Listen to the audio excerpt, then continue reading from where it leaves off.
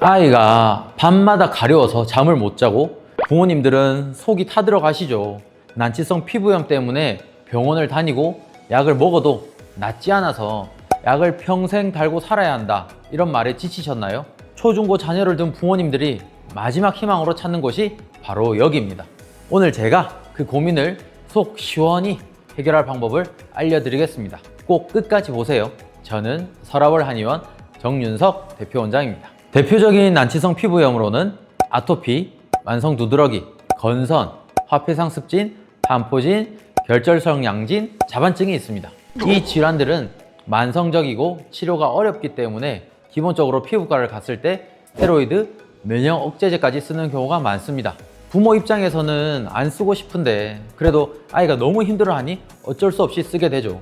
그 뒤에도 도저히 답이 없을 때 부모님들이 저희 한의원을 찾아오세요. 진짜 여기가 마지막이다 생각하고 왔다고 얘기들 하십니다. 일반적으로 피부 질환 때문에 진료받으러 가면 완치는 없다, 평생 달고 살아야 한다 호합니다. 왜냐하면 피부과에서는 제약회사에서 만들어준 약, 연고, 주사 등 가려움과 염증을 억제하는 약들만 쓸 수 있기 때문이죠. 하지만 난치성 피부 질환은 피부만의 문제가 아닙니다. 내 몸 전체, 특히 장에서 문제가 생긴 경우가 정말 많습니다. 그렇지만 피부 진료를 받을 때 장이 좋아지는 치료를 받는 경우는 거의 없죠.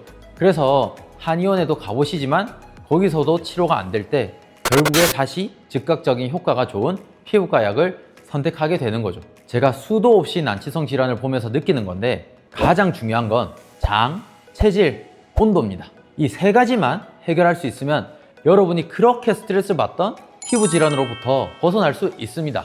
우선 장부터 얘기해 보겠습니다.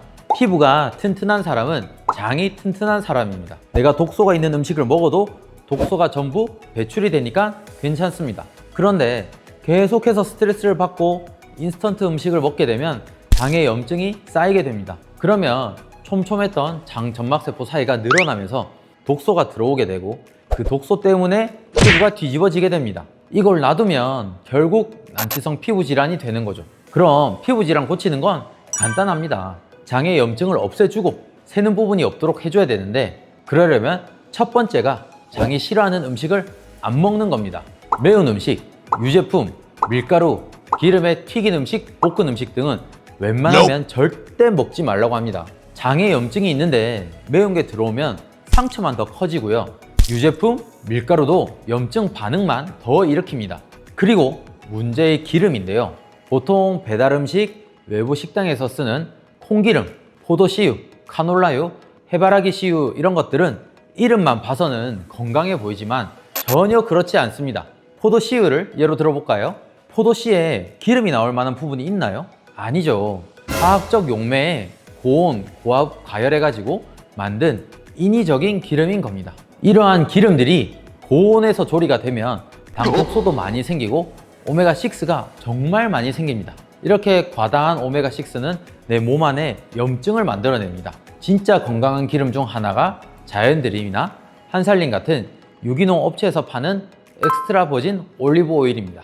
하지만 이런 걸로 요리하기엔 사실 기름이 너무 비싸서 일반 식당에선 쓸 수가 없겠죠. 아무튼 이런 음식들을 안 먹어야 하고 장내 유익균들이 좋아할 만한 음식도 먹어줘야겠죠? 그게 바로 십자화가 채소입니다. 양배추, 무, 브로콜리, 케일, 청경채 등을 같이 먹어주면 정말 좋습니다. 이렇게 하면서 장 점막을 회복시켜주는 한약을 먹어주면 더 좋겠죠. 이 한약을 쓸 때는 체질과 온도가 중요합니다. 저는 소음인, 소양인, 태음인, 태양인 네 가지로 나누어서 치료를 하는데요. 이 체질에 따라서 약재들이 아예 달라지게 됩니다. 같은 아토피, 두드러기라도 약재가 전혀 다릅니다. 솔직히 안 믿기죠? 저도 치료하면서 안 믿길 때가 있습니다. 그리고 환자분의 온도가 정말 중요한데요. 환자분의 몸이 얼음처럼 차가운지, 미지근한지, 열이 많은지에 따라서 약재 용량이 다 달라져야 합니다.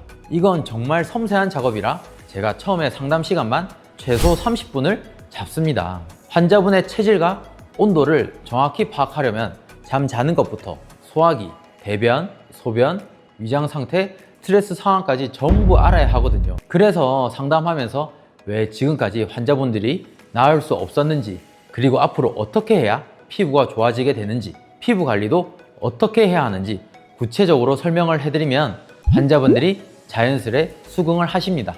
그리고 나서 치료를 진행을 하면서 가장 환자분의 몸에 맞는 약재들을 구성을 하고 거기에 맞는 용량을 맞춰가기 시작합니다. 이때 가장 중요한 게 환자와의 소통입니다. 환자분이 약을 먹을 때마다 반응을 계속 체크를 해서 A 약재는 이 정도의 용량으로, B 약재들은 이 정도의 용량으로 맞추는 게 좋겠다. 환자분의 피부에 딱 맞는 약재 구성이 나올 때까지 계속 환자분과 얘기를 하면서 반응을 지켜봐야 되거든요. 그렇게 되면 환자분도 본인의 몸에 대해서 더 잘 알게 되고 치료율도 훨씬 더 올라가게 됩니다. 피부 질환 때문에 진료받으러 갔을 때 의료진과 이렇게 자주 대화하고 소통했던 적은 없었다고 환자분들이 늘 얘기합니다. 난치성 피부염은 결코 평생 달고 살아야 하는 병이 아닙니다. 체질을 알고 음식을 관리하면서 한약으로 장 점막을 회복시켜 준다면 충분히 좋아질 수 있습니다. 지금 바로 여러분의 체질을 한번 진단받아 보시고 하루빨리 가려움이 없는 밤, 편안한 하루하루를 보내실 수 있도록 제가 힘껏 돕겠습니다. 궁금하신 사항이 있으시면 병원으로 언제든지 연락을 주시고 좋아요와 구독하기 부탁드리며 지금까지 서라벌 한의원 정윤석 대표원장이었습니다. 감사합니다.